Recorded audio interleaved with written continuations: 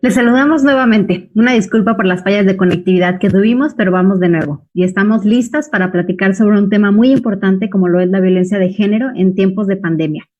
Ya les había presentado, pero se las presento de nuevo a mis dos compañeras que me acompañan el día de hoy. Una de ellas es Laura Longoria, egresada de la Facultad de Derecho y Ciencias Jurídicas, con 34 años de experiencia en el área de impartición de justicia, orientada a la creación de protocolos de actuación en materia de oralidad. Actualmente es jueza de primera instancia familiar y de juicio familiar oral del 14 Distrito Judicial en García. Por otro lado, tengo también a mi compañera Gloria Viera, del Instituto Estatal de las Mujeres. Ella es encargada del Banco Estatal de Datos e Información sobre Casos de Violencia contra las Mujeres. Ahora sí, esperamos que ya sin ningún otro problema. Laura, ¿qué nos puedes contar? ¿Cómo has vivido tú en tu trabajo desde lo que tú laboras el tema de violencia de género, específicamente ahora con la pandemia? Bien, buenas tardes, Greta. Buenas tardes a toda la gente que nos está viendo.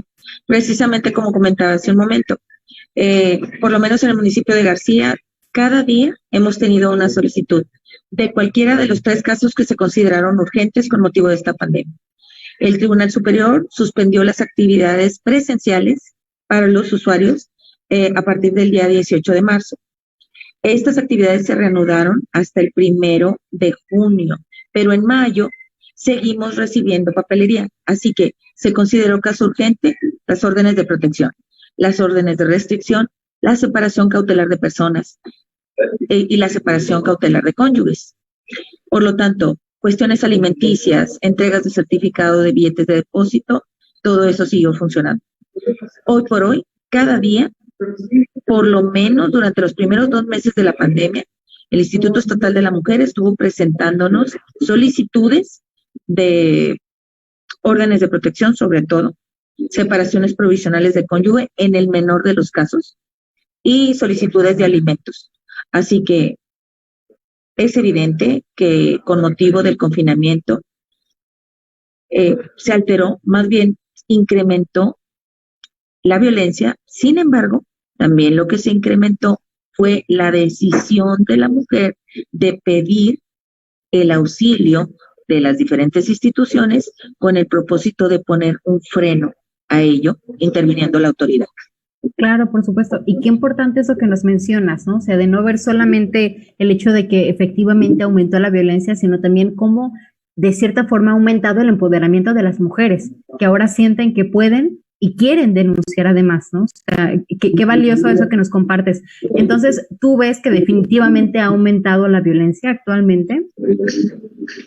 Como te comento, lo que me parece es que el confinamiento propició que en una familia que estaba acostumbrada a interactuar con el varón trabajando jornadas de más de 9 o 8 horas de trabajo, contando los traslados son 10, 1 hora para ir o venir, las horas extra, todo eso, al cerrar las fábricas o al suspenderse las labores del varón, eso obligó a que permaneciera más tiempo en casa. Máxime que en algún momento en nuestro estado hubo una escasez de cerveza, que me acuerdo que se hicieron las filas increíbles, no obstante que estábamos en confinamiento. Hubo gente que yo me acuerdo que la vi en la televisión que decía, es que usted no sabe lo que es estar en la casa sin una cerveza. Entonces, aunado al confinamiento obligatorio, la incertidumbre de no saber si tienes un trabajo, y luego aunque el maltrato hacia la mujer no es algo nuevo, la violencia intrafamiliar no es algo nuevo, el confinamiento propició que la mujer tomara la decisión de ya ponerle una solución, porque no es lo mismo aguantar un ratito, que llegue la persona de mal humor y exija o le trate mal, a tenerlo todo el día en casa, con exigencias que muchas veces no tienen razón de ser. Si los niños no van a la escuela, pues que no le hagan ruido, o que se salgan a jugar, pues no se pueden salir. Entonces a mí me parece que lo que sucedió fue que la mujer decidió poner un alto, ponderando la tranquilidad de sus hijos. ¿Sí me explico? Porque al final de cuentas es cultural para la mujer sobrellevar las conductas de violencia, someterse a las exigencias de un varón celoso o controlador o manipulador. Sin embargo, al ser una conducta de más horas durante el día, También es entendible que provocara que la mujer buscara una ayuda, porque las herramientas existen. El Instituto Estatal de la Mujer tiene innumerables campañas. De hecho, les comentaba al principio, ustedes me han proporcionado el tríptico del violentómetro, hay banners en la puerta, necesitas ayuda, contáctanos, que ustedes me proporcionaron y que ahí se repartieron. Es lamentable que en mi experiencia yo considero que en García es un índice alto de violencia, tomando en cuenta que la población flotante que existe pertenece al sur del país. En las cuestiones de protección, de órdenes de protección que solicitan, es muy alto el porcentaje de gente que me dice que es originaria de Veracruz, Chiapas, Oaxaca, que hoy por hoy esos estados en materia de cultura, de convivencia entre matrimonios, pues seguimos muy por debajo de la expectativa que ustedes tienen de transmitir una deconstrucción cultural para que la gente viva la cultura de la paz. Así que, como te decía, ese es el índice que a mí me parece que es importante señalar.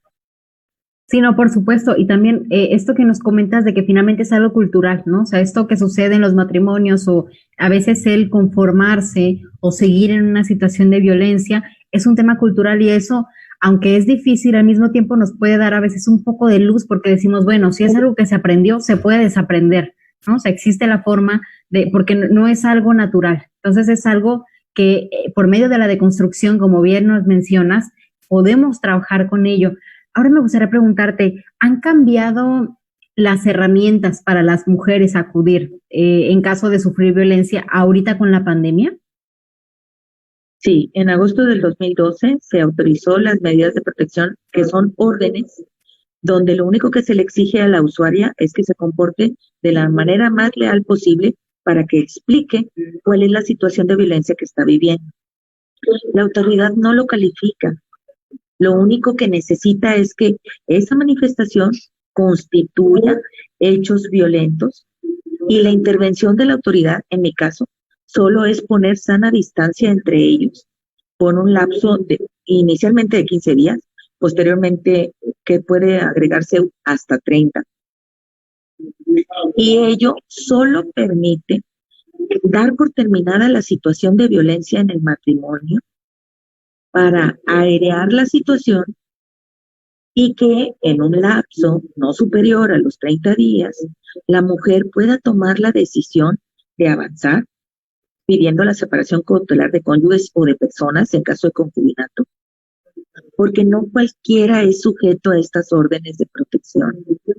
Solo es aquel que se encuentra en una situación límite donde es preferible detener en ese momento el acto violento a esperar a que trascienda con una pérdida de vida o con lesiones que puedan tener consecuencias punibles penalmente. Por supuesto, y también como la importancia de pensar en las experiencias y las vivencias que tienen estas mujeres, ¿no? Y por qué muchas veces deciden quedarse en situaciones donde viven violencia familiar o violencia de pareja y muchas veces tienen que ver también a veces con un tema económico, ¿no? O sea, ya bien nos mencionabas esto de, por ejemplo, la pensión alimenticia. Claro, en una plática previa que tuve con ustedes les comentaba precisamente eso. Es preocupante el índice de mujeres que soportan la violencia porque no tienen otro ingreso o creen que no son aptas para generar un ingreso propio que les permita vivir en paz. Los hijos siempre van a tener el derecho a una pensión. Inclusive es muy común que vayan usuarios a preguntar a la oficina, porque la amenaza muy común y muy corriente del varón es quitarle los hijos a la mujer. Hoy por hoy en el estado de Nuevo León, que los hijos menores de 12 años permanezcan al cuidado de la madre es un derecho del menor de edad, no de la madre. Los hijos tienen derecho a ser cuidados preferencialmente por la madre. En el caso de que ambos padres trabajen, los dos están en el entendido de proporcionarles el mismo cuidado, porque así como la mujer deja a los hijos en guardería o bajo la guarda y cuidado de familiares, el varón va a hacer exactamente lo mismo. Así que las cuestiones que básicamente tienden a proteger al núcleo familiar es precisamente eso, la orden de protección. Aireas la situación de violencia. En muchos de los casos el varón recapacita. Se define cuál va a ser el destino del matrimonio y se deja en claro cuáles son los derechos y obligaciones de cada uno para con los hijos. Las herramientas que las mujeres en Nuevo León tienen a su disposición, hoy más que nunca, son necesarias. Tenemos la infraestructura para proveerles esa protección. Lo único que necesitan es decidirse. Existen lugares donde se proporciona albergue. Uno de ellos es Alternativas Pacíficas, como algunos otros que en este momento escapan a mi memoria. Así que permitir la violencia en la pareja como consecuencia de ser mantenidos por el varón es una situación que hoy por hoy ya no debería tener razón de ser. Por supuesto, desafortunadamente sabemos que las mujeres seguimos viviendo una situación de desigualdad, ¿no? Muchas veces laboral, y también justo platicamos la sesión pasada de cómo parece que se acentuó esta desigualdad con esta pandemia, porque entonces las mujeres estamos trabajando, pero al mismo tiempo cuidando de los hijos y las hijas y cuidando de las casas y muchas veces cuidando de la pareja y encima de todo muchas veces también tolerando violencia, ¿no? O viviendo más bien una situación de violencia que es muy lamentable. Nos preguntan aquí en el chat, ¿cuál es el mensaje para las mujeres que están en situación de violencia y aún no toman la decisión de solicitar ayuda? ¿Qué nos podrás decir sobre eso, Laura? ¿Cómo? No entendí bien la pregunta. Claro, ¿qué mensaje podrías darle a las mujeres que están en situación de violencia y aún no toman la decisión de solicitar ayuda? O sea, aún no se animan a pedir ayuda. ¿Qué mensaje les darías? Bien, aquí el punto a tratar es muy importante porque por principio, lo primero que debe hacer la mujer es buscar ayuda terapéutica, fortalecer su autoestima. Si son muchos años escuchando por parte de la pareja, no sirves para nada, yo soy el que genero el dinero, tú solo cuidas a los hijos, lo primero que deberíamos de hacer es empoderar a esa ama de casa para hacerle entender que su trabajo es igual de valioso que el del varón que provee el sustento. Porque la mujer que se queda en casa trabaja 3 veces más que la que sale a la calle a cumplir con un horario. Desafortunadamente, la desigualdad en materia de género para buscar o encontrar un trabajo, es evidente que en cualquier trabajo se preferencia que el varón ascienda o avance con más velocidad en su desarrollo laboral, porque él no va a enfrentar una licencia por maternidad. Por eso, este es el momento de que deconstruyamos esa situación. ¿Por qué? Porque la mujer que tiene a su cargo como único ingreso, como familia uniparental, es más responsable, porque sabe que de ese sustento depende su familia. Y por lo regular se rodea de mujeres que le ayudan en el cuidado de los hijos. Y en el último de los casos existen las guarderías. Al final de cuentas, el consejo primordial es ese: empoderar tu interior.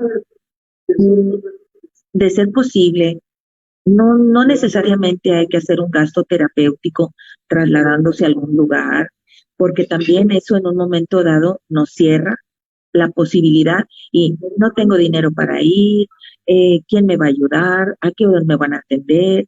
¿Cuánto me voy a tardar en acudir? El municipio de García tiene el departamento del DIF, tiene psicólogos que están a disposición de los usuarios en García. Quiero pensar que todos los municipios tienen ese departamento. Ustedes mismos del Instituto Estatal de la Mujer tienen a su cargo profesionales en la terapia para poder ayudar a las mujeres a dejar de lado todas esas construcciones mentales que les impiden dar el paso final. ¿Cuál es este? Liberarse de quien ejerce violencia familiar, conyugal, económica, patrimonial. Hay muchos tipos de violencia. Inclusive hay violencia pasiva. El no te hablo, el no te doy ni el buenos días. ¿Por qué vivir con alguien así? El punto es, entre mejores parejas seamos, no estoy hablando simplemente de un matrimonio, entre mejor pareja seamos, mejor le va a ir a nuestros hijos, porque al final de cuentas debería ser un objetivo común como pareja el beneficio de los hijos. Pero el beneficio de los hijos no significa permanecer juntos en un ámbito de violencia. ¿Me explico? No sé si quedó clara la respuesta. Claro, y qué bonita palabra esta que nos mencionas, liberación, ¿no? O sea, justamente es lo que buscamos, que las mujeres se empoderen, que se liberen, que se animen a denunciar, que sepan también que hay distintas herramientas y distintos recursos que tenemos por parte del Estado de las cuales pueden ellas hacer uso, y uno de ellos es justamente el Banco Estatal de Datos, con el cual, Gloria, me gustaría que nos contases un poco sobre él. ¿Cómo opera el Banco Estatal de Casos de Violencia contra las Mujeres en Nuevo León?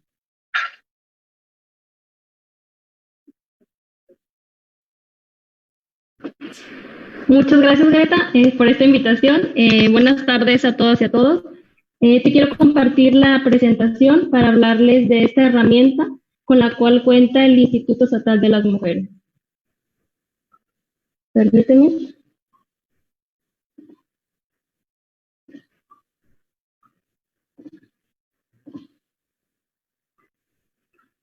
Listo. Listo.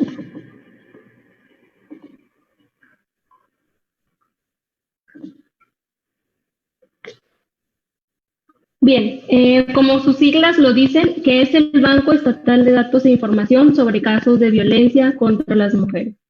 Bueno, esta es una herramienta con la que cuenta el Instituto Estatal de las Mujeres.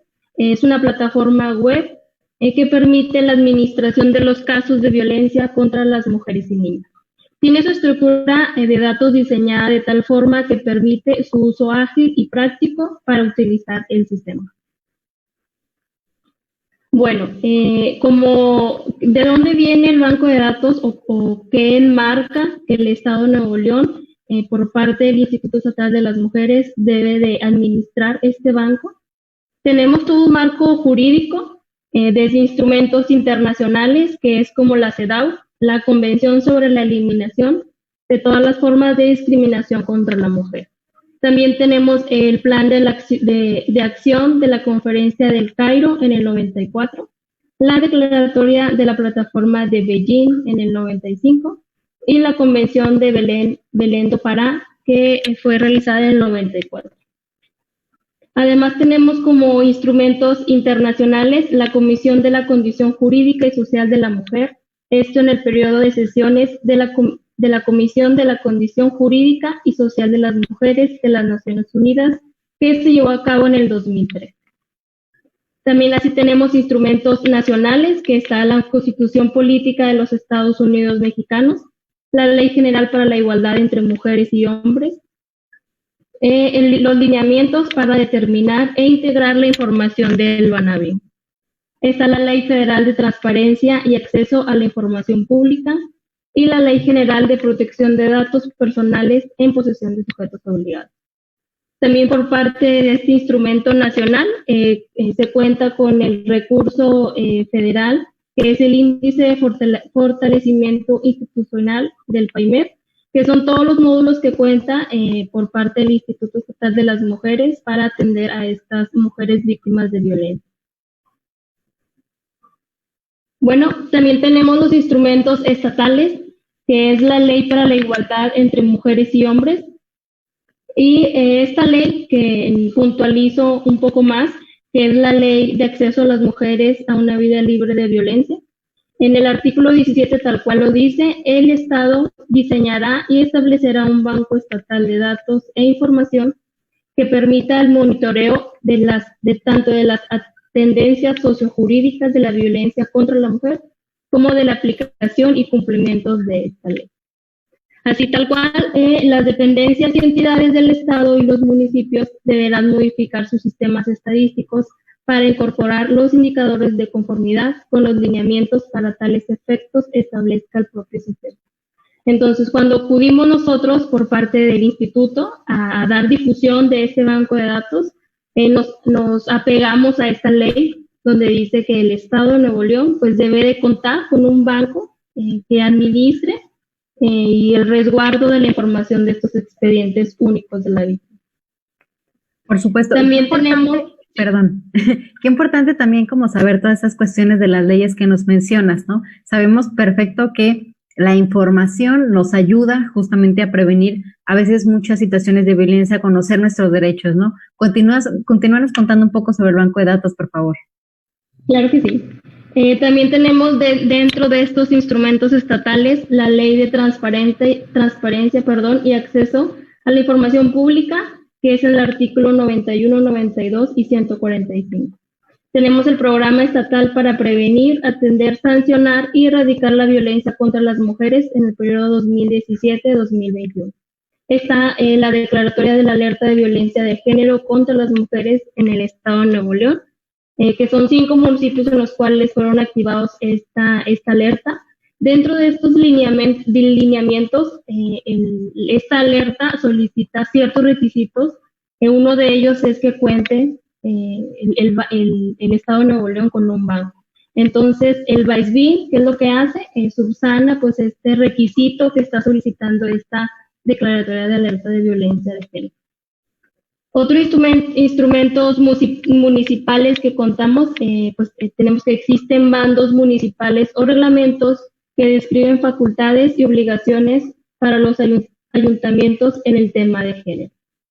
Entonces, todo este marco jurídico que nos respalda, por así llamarlo, a este BAISBIN, a la creación de este Banco Estatal de Datos de mujeres que sufren violencia en el Estado de Nuevo León. Aquí tenemos una estadística por parte del INEGI, que es la encuesta intersexual del 2015. Estos datos que tenemos por parte del INEGI muestra que el 66% de las mujeres de 15 años y más han sufrido al menos un incidente de violencia a lo largo de su vida. Entonces tenemos que en el 2015 habitan 1.923.272 mujeres de 15 años y más. Entonces, según datos de INEGI que tenemos, pues tenemos que existe 1.269.359 mujeres de 15 años y más que han sufrido al menos un incidente de violencia a lo largo de su vida. Entonces, el 34% no han sufrido violencia, a diferencia de un 66% que sí han sufrido violencia. Entonces, nos hacemos un cuestionamiento: ¿qué pasa con ese 1.269.359 mujeres que han sufrido violencia? ¿Quién las ha atendido o si ya recibieron atención? ¿O cuántas de ellas las ha atendido la instancia a la que pertenece?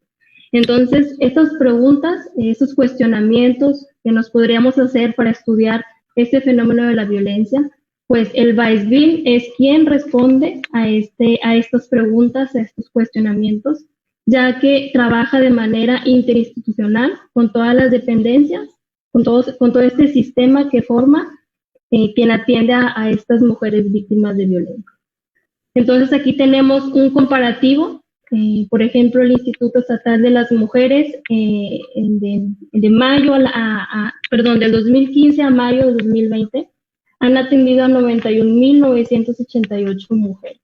Por parte de la Fiscalía, un dato que lo podemos revisar directamente en la página de Fiscalía, han atendido a 91.512 mujeres.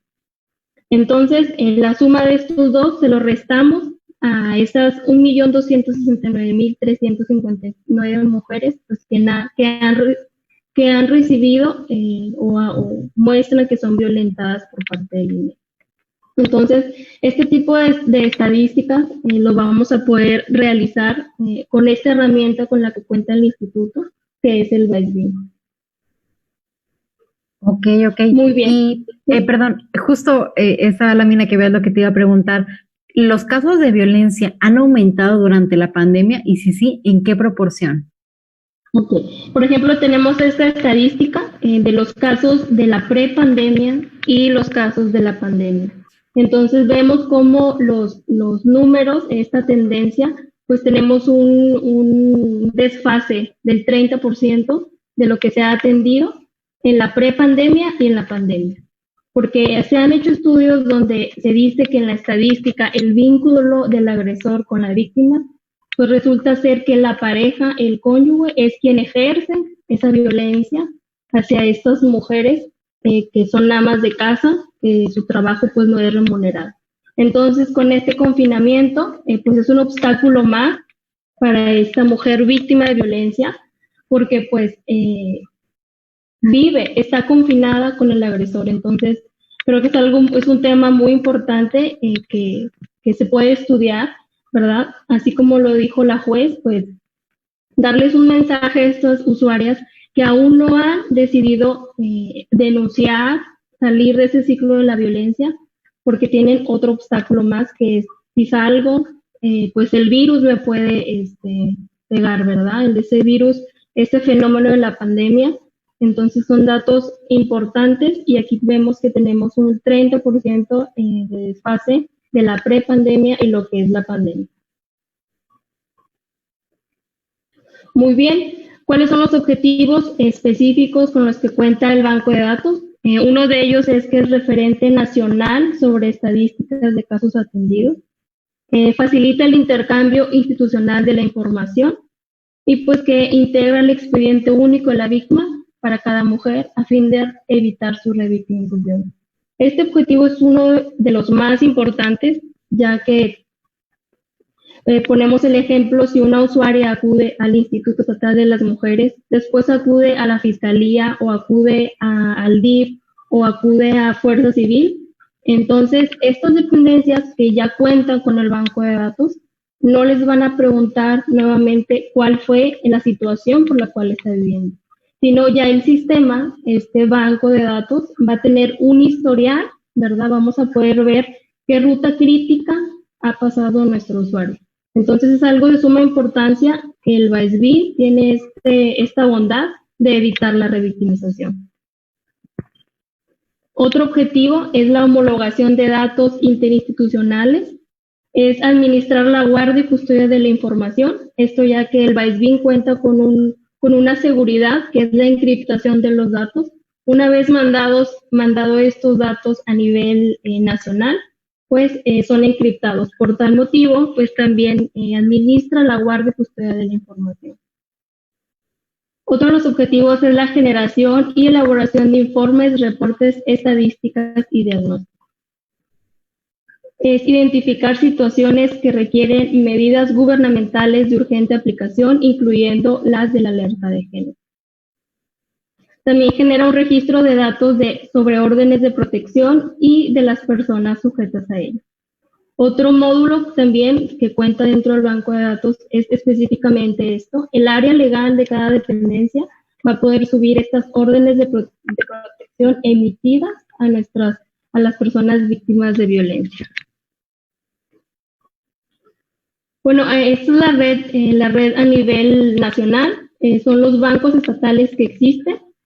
En el 2017 tenemos que fueron donados estos bancos de datos a la Ciudad de México, Morelos, Oaxaca, San Luis Potosí, Sinaloa, Tabasco, Tamaulipas, Yucatán y Zacatecas. En el 2018 fueron donados a Baja California, Campeche, Chiapas, Colima, el Estado de México, Guerrero, Hidalgo, Jalisco, Michoacán, Nayarit y Tlaxcala. Al Estado de Nuevo León junto con Coahuila, acabamos de cumplir un año teniendo este banco de datos. En el 2019 de junio es cuando se entrega este banco de datos al Instituto Estatal de las Mujeres. ¿Y Entonces, cómo se han coordinado las dependencias municipales y estatales para proponer, o más bien para erradicar o prevenir la violencia de género contra las mujeres? claro, como el banco de datos opera de manera interinstitucional, o el objetivo es tener reuniones para poder con el banco de datos realizar estudios a detalle, para poder generar política pública, poder generar acciones hacia ese fenómeno. Entonces, trabajamos muy de la mano con el INEGI, con los casos georreferenciados. Entonces, se pretende dar a conocer este mapa de calor donde se va a poder ver cuál es la alza, en qué parte de Nuevo León está la alza de los casos de las mujeres violentadas. Entonces, para esto se genera con la estadística tomar una buena decisión, ya sea, por ejemplo, ver que no existan lotes baldíos o que haya más iluminaria donde está la tendencia hacia arriba, hacia los casos de la violencia. Entonces, de esa manera, es el objetivo en coordinación con los enlaces de cada dependencia a la que estamos acudiendo para mostrarles esta herramienta con la que cuenta el Instituto Estatal de las Mujeres. Perfecto, qué valioso esto que nos comentas, porque entonces vemos que el banco de datos también es una herramienta de investigación, ¿no? O sea, que justamente nos puede ayudar a prevenir la violencia contra las mujeres, a hacernos ver qué es lo que falta, qué nos hace, en qué tenemos que mejorar, en qué sí le estamos haciendo muy bien, y todo esto, por supuesto, con el fin de erradicar la violencia de género. ¿Qué dependencias están en este banco de datos estatal? Sí, te muestro quienes conforman el sistema estatal para prevenir, atender, sancionar y erradicar la violencia contra las mujeres en Nuevo León. Estas dependencias son quienes alimentan el banco de datos, que es el Instituto Estatal de las Mujeres, la Fiscalía General de Justicia, el Tribunal Superior de Justicia, la Secretaría de Seguridad Pública, la Secretaría de Salud, Secretaría de Desarrollo Social, la Secretaría de Economía y Trabajo, los municipios que tienen la alerta de género y los demás municipios que no tienen esta alerta de género también están dentro de este sistema.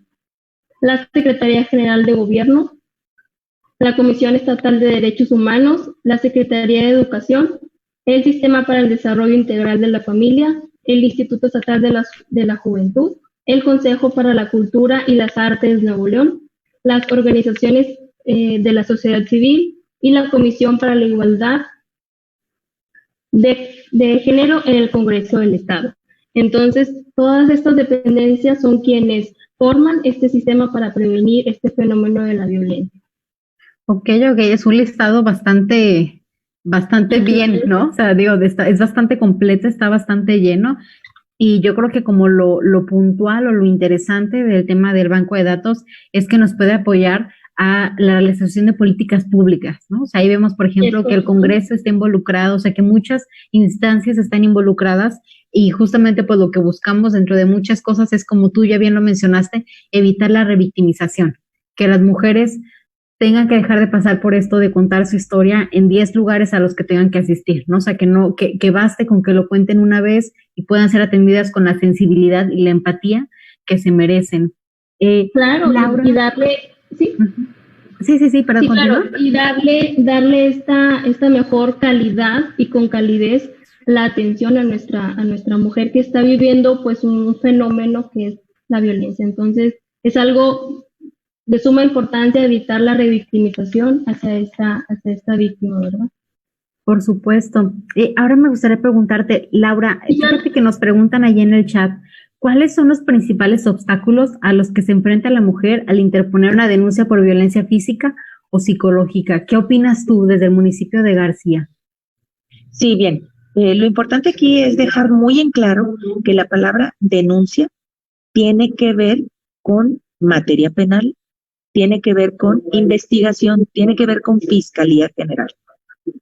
En las demandas en materia familiar, con el propósito de que cese la violencia intrafamiliar, el obstáculo no es ninguno, porque ni siquiera se les pide papelería. El juez familiar no puede, por ley, exigir ni la comprobación del vínculo entre los esposos o entre los hijos, porque todo lo que se manifiesta es bajo protesta de decir verdad, y si el usuario le mente a la autoridad, pues enfrentaría posteriormente un juicio por falsedad en declaraciones ante un juez diferente en una instancia diferente. Entonces, la pregunta que hace esta persona no compete a lo que implica esta charla, porque yo no tengo ninguna injerencia ni con Fiscalía General ni con la materia penal. Aquí estamos viéndolo desde el punto de vista familiar y que se refiere a demandas que tienen que ver con órdenes de protección. Perfecto, muchísimas gracias, Laura. Ahora, Gloria, regresando contigo, ya que nos comentas estos datos y esta información bien valiosa que recopilamos en el Instituto Estatal de las Mujeres por medio del Banco de Datos, ¿es confidencial esta información? Sí, los datos son confidenciales. Estas personas, las cuales se capacita, reciben un comodato en el cual firman que estos datos son confidenciales. Entonces, el BAESBIN cuenta con una bitácora donde se muestra quién entró al sistema, qué datos subió. Entonces, los datos son confidenciales y si se hace mal uso de ellos, pues va a caer la responsabilidad de la persona quien los subió. Ok, perfecto. ¿Y el banco de datos también nos sirve para crear un perfil de víctima o de agresor? Sí, es correcto. El banco de datos te muestra o te pide una serie de variables para así generar el expediente único de la víctima, desde el perfil de la usuaria, el agresor. Si en dado caso hay más de un agresor, lo podemos capturar en nuestro banco de datos. Y con este perfil de la víctima también podemos hacer estudios donde tenemos, por ejemplo, el perfil de la víctima por ocupación, que las amas de casa, más del 60% son quienes viven la violencia por parte de su cónyuge o pareja. Entonces tenemos ese dato bien importante, que dentro de este perfil se puede estudiar este fenómeno, el ver por qué estas amas de casa reciben pues violencia por parte de su cónyuge o pareja, por miedo, por temor, a no, como mencionaba la juez, a no tener un ingreso propio para poder salir y ser ellas mismas, ¿verdad? Afuera, en las calles, tener ese empoderamiento. Entonces, son datos importantes que también pues podemos estudiar con el BAESBIN. Qué importante y qué interesante esto que nos dices, que también es muy parecido a lo que nos comentaba Laura, que básicamente tiene que ver con la independencia económica, ¿no? O sea, sabemos que actualmente la situación está bastante complicada, el tema de los trabajos por la pandemia, y también sabemos que, digo, tú nos lo muestras perfectamente y también Laura nos lo comentaba, que la violencia ha incrementado durante la pandemia por muchos motivos, uno de ellos probablemente la inseguridad que se siente laboral, ¿no? O sea, como el no saber qué va a pasar con los trabajos, también pues obviamente lo que comentaba Laura de que no era lo mismo estar cierta cantidad de horas con alguien que te agrede a estar todo el día, de repente, o sea, tener que estar encerrada con alguien que te agrede y también como tú nos comentabas muy bien, Gloria, lo difícil que es que sea peligroso en casa y que también sea peligroso fuera, ¿no? Eso es como lo más lamentable de todo esto. Gloria, ¿cómo funciona el proceso de implementación del banco de datos? ¿Cómo se hace? Bueno, tenemos fases en las cuales se implementa el banco de datos.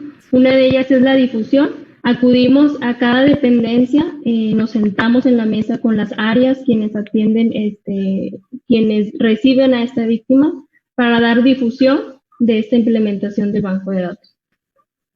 Te lo voy a mostrar aquí. También tenemos fases como la elaboración del diagnóstico técnico y operativo para la implementación en coordinación con los enlaces institucionales. Se designa un enlace por dependencia, entonces con ellos vemos la operación, cómo opera desde cada área, cómo opera, cómo es que reciben a la usuaria. Entonces se realiza una estrategia para la implementación de este banco. Entonces, posteriormente se hace la capacitación de la captura. Una vez ya teniendo el diagnóstico técnico, se capacita al personal seleccionado, quien va a recibir pues, toda esta capacitación de cómo es el seguimiento, cómo se suben las órdenes de protección, los agresores, cómo se crea el expediente único de la víctima a nivel estatal y a nivel nacional. También se le da seguimiento a esta captura con cada enlace institucional y pues se pueden generar informes estadísticos que esas dependencias lo pueden solicitar al banco de datos a detalle, esto para hacer investigación. También está la generación y difusión de informes estadísticos a comunidad abierta. Y esta última fase, que es la reunión interinstitucional para dar seguimiento a los casos, se convoca a las dependencias que tuvieron una intervención en este caso y se estudia el por qué no ha salido este caso en su ciclo de la violencia, ¿verdad? ¿Por qué no se ha cerrado el caso? Entonces, esta es la última fase del VAESVIP, con estas reuniones interinstitucionales para darle seguimiento al caso. Ese es el proceso de la implementación que lleva el banco de datos. Claro, claro, no, y justo, o sea, la importancia de que no solamente registremos la situación de violencia que está viviendo la mujer en el momento en el que lo esté viviendo, sino además el seguimiento, ¿no? Que muy pocas veces se da y que es muy valioso en prevenir y en erradicar la violencia contra las mujeres. Claro que sí, Greta, porque no es solamente tener números en nuestra base de datos, ¿verdad?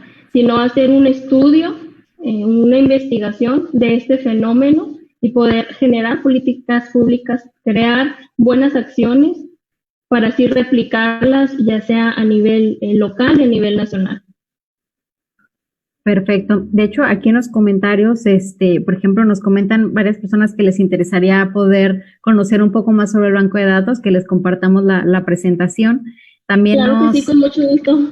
Gracias. También nos mencionan que muchas gracias porque siempre se cuida la privacidad de la usuaria. Justamente sabemos que eso es lo más importante, ¿no? Es correcto. También nos mencionan excelente información.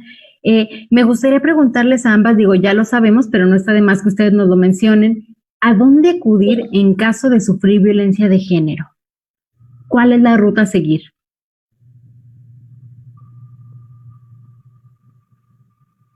Bueno, pues por parte del instituto ahorita se está dando la atención vía telefónica. Hay teléfonos en los cuales están las 24 horas a su disposición.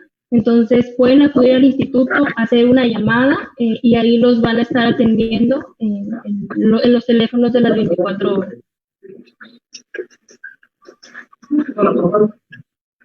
Muchas gracias, Gloria. Y Laura, ¿tú qué nos puedes comentar en García? ¿Dónde pueden acudir las mujeres que viven violencia de género?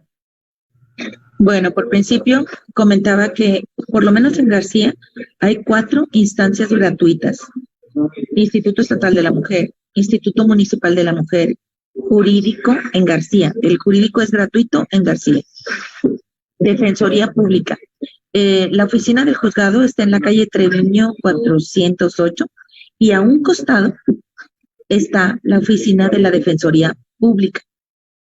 Pero en caso de violencia de género, por principio, yo lo que recomendaría es solo acudir ahí cuando tengan la plena decisión de que quieren dar por terminado o darse ese espacio neutral para poder tomar la decisión final.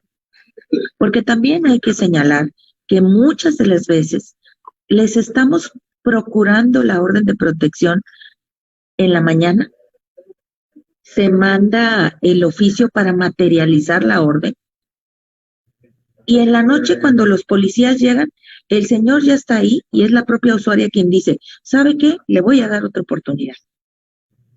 Ahí estamos hablando del círculo de la violencia. Entonces, lo primero que hay que hacer es tomar la decisión de decir, no quiero seguir viviendo en violencia dentro de mi matrimonio. Voy a poner un espacio neutral y ya lo que venga después es decisión de cada usuario. Pero tomar la decisión es afrontar el riesgo y por eso yo lo primero que recomiendo es buscar ayuda para mi interior, empoderar mi decisión como mujer, definir si vale la pena seguir con la pareja que tengo, aguantando la violencia como una forma de vida. Porque acudir a la instancia, hacer mover todo el aparato judicial para que al día siguiente le diga, ¿sabe qué? Ya me contenté, es entrar en un nuevo ciclo de violencia, empezando por la luna de miel. Luego sigue el tiempo de la tensión, luego el incidente violento y el resultado. Así que yo lo primero que recomendaría es tomar una decisión sana, pensada, únicamente con el propósito de mejorar. Porque darle el susto a la pareja para que se componga tiene un efecto muy temporal. Y le quita el espacio a la mujer que verdaderamente quiere dar por terminada la violencia en su matrimonio, dando una solución diferente, ya sea que cada quien continúe su camino de forma separada, responsabilizándose de las obligaciones para con los hijos, o tomando ambos terapia o conduciéndose ambos a través de los canales necesarios para restaurar la relación que existió y que en un momento dado los llevó a formar una pareja. ¿Me explico? Mi recomendación va más allá de acudir a la oficina para hacer trabajar el aparato jurisdiccional, sino buscar una verdadera deconstrucción del modelo cultural que se tiene de un matrimonio y ponderar la cultura de la paz entre el núcleo principal de nuestra sociedad, que es la familia. Ese sería mi comentario al respecto. Muchísimas gracias. De hecho, aquí nos comentan también en Facebook, nos dicen, por eso es muy importante que el usuario reciba acompañamiento psicológico para trabajar con ella el ciclo de la violencia. Qué valioso este comentario. Muchísimas gracias, Mari Segura. Estamos, yo creo que las tres convencidas de que efectivamente es muy importante el acompañamiento psicológico para cuando por fin te quieres animar o estás pensando en denunciar, y también, como nos comenta Laura, pensar en decisiones y soluciones no solo temporales, ¿no?, sino que puedan ser permanentes, y saber y hacer uso también de todas las herramientas que tenemos desde el instituto, que tenemos desde muchas áreas de gobierno, como lo es el banco de datos. Muchísimas gracias a ambas. Les agradezco mucho por sus intervenciones. Les agradezco a todas y a todos por haberse conectado con nosotras. Les invitamos a que sigan con atención los diálogos del CEDOFEM. Lo que buscamos es generar la conversación y visibilizar estos temas que nos benefician a todas y a todos. Les recordamos también que están nuestras líneas de atención, el 070, el 911. Por el momento no estamos atendiendo de manera presencial, pero sí de forma virtual en todas nuestras redes sociales y en 5 números disponibles en WhatsApp. Gracias nuevamente. Nos vemos la siguiente semana, el miércoles a las 6 de la tarde, con el tema masculinidades y corresponsabilidad en el hogar. Les esperamos. Hasta luego. Gracias por la invitación. Muchas gracias por la invitación.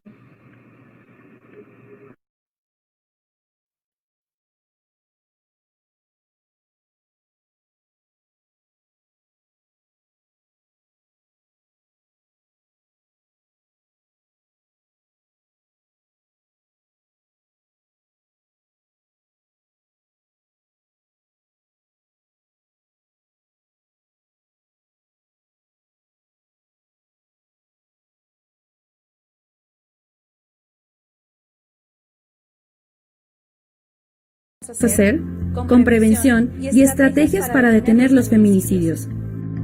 Pero, ¿qué es un feminicidio? Es la muerte de mujeres por el Mena, perdón, la imagen. Es la violencia extrema y representa una violación a sus derechos humanos. Estoy asando, Jimena.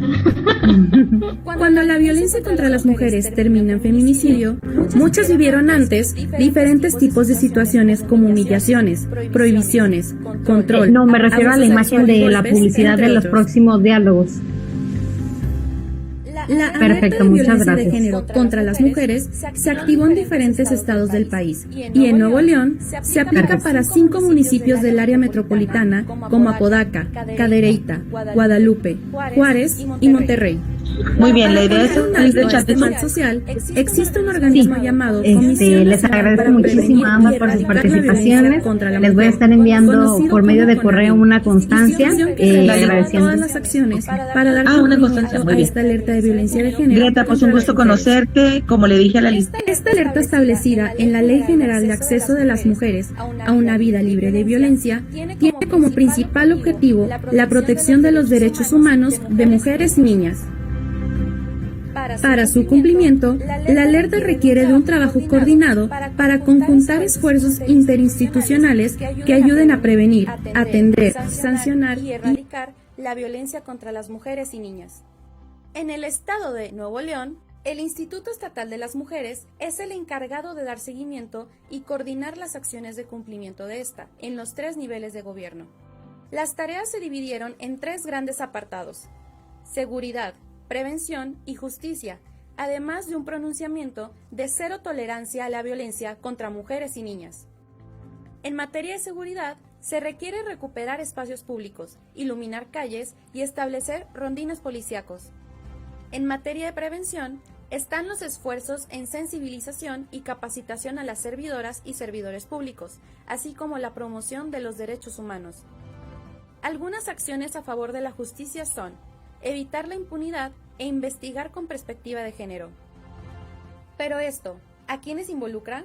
Involucra a la Secretaría de Gobierno, Derechos Humanos, Secretaría de Seguridad Pública, Fiscalía General de Justicia, Secretaría de Salud, Secretaría de Desarrollo Social, Secretaría de Economía y Trabajo, DIF, Instituto Estatal de la Juventud, Instituto Estatal de las Mujeres, Secretaría de Educación, Poder Judicial e instancias municipales, entre otras.